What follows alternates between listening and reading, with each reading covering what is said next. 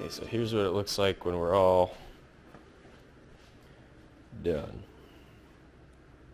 Ta-da! So you can see that there's not much left of that to fill once we get everything, you know, to this point. So again, there's going to be a little gap here when that other piece comes up to it, but that kind of gives you an idea of overall what it looks like.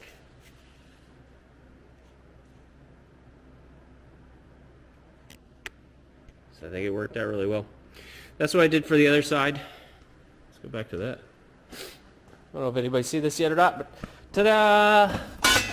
Got them all tigged. So this side, this driver's side, is ready to go back together.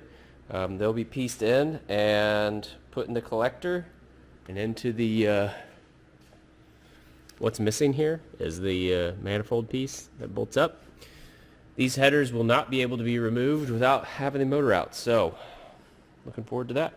But I've had this thing out like 20 times that you've seen, so we're good. Let's keep going.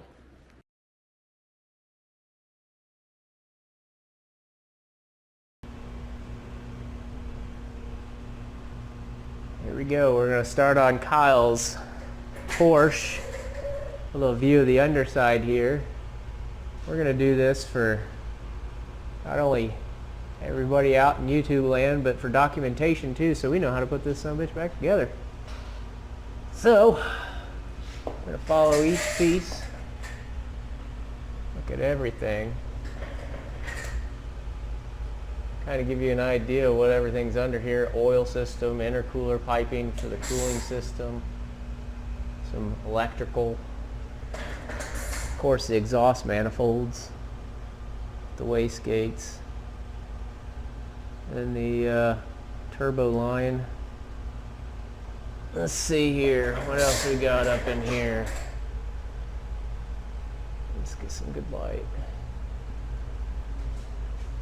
Miscellaneous stuff, bracketry. Let's swing around here to the front. Again, these are some of the lines that we already pulled for the intercooler up front and the surge tank in the back. I think that about does it. Hopefully, in no time short, we will be able to get this sucker pulled. And the 6.2 sitting over here. Now we pulled out of a Yukon, squeezed back up in here. If you're following us on Instagram, you probably already saw this intake. We got one of the low pro Hollies going on there. Here's your top plate, the burst panel. Okay, so we got basically the exhaust removed from the headers all the way back there to the turbo collector here. The same way for this side. What I want to get is up here. Some items that are going on up here. So this is the intake. Goes to the turbo here. There was a blow-off valve right in here that was clamped in with.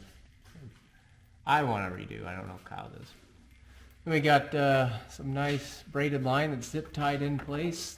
Gets pretty close to that mount, so you can see that up there.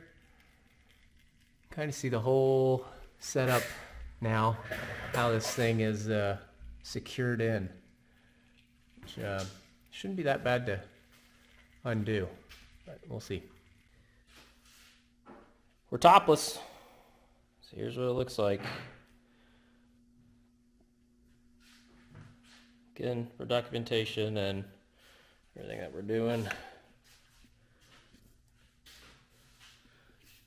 Got your throttle body there, inlet coming in from the back, which is where we have the intercooler, which we'll go back there real quick too.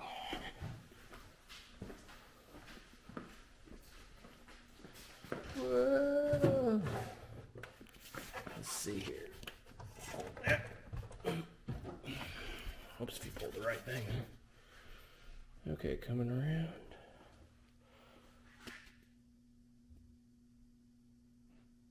So there's our intercooler piping.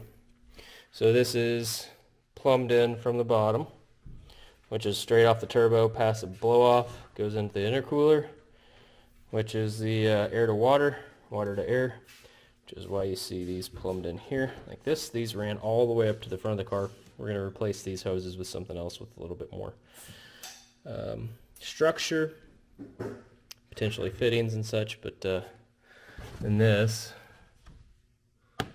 goes into the compartment with the engine. Okay, if you're a Holley, or I guess a GM fan, you'll know that this goes to the coil pack. We've labeled this driver, the one over there is passenger, and then these are the injector plugs.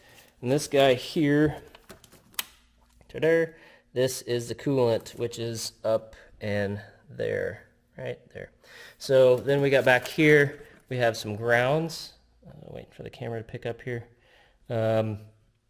Grounds which go to the head, and then we have a few more that go down below, which we'll have to get back in there from the underside and get.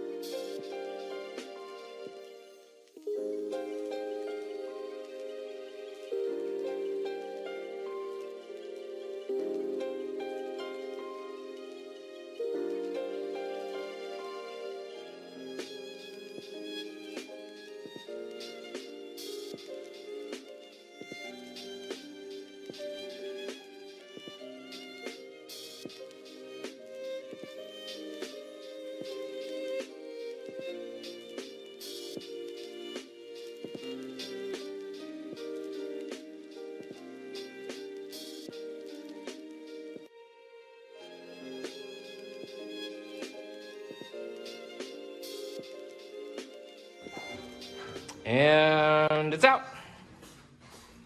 Whole kit and caboodle. Look at this. Oh, that's good looking.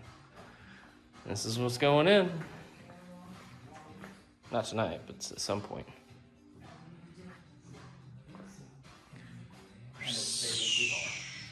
Big old hole. We did it.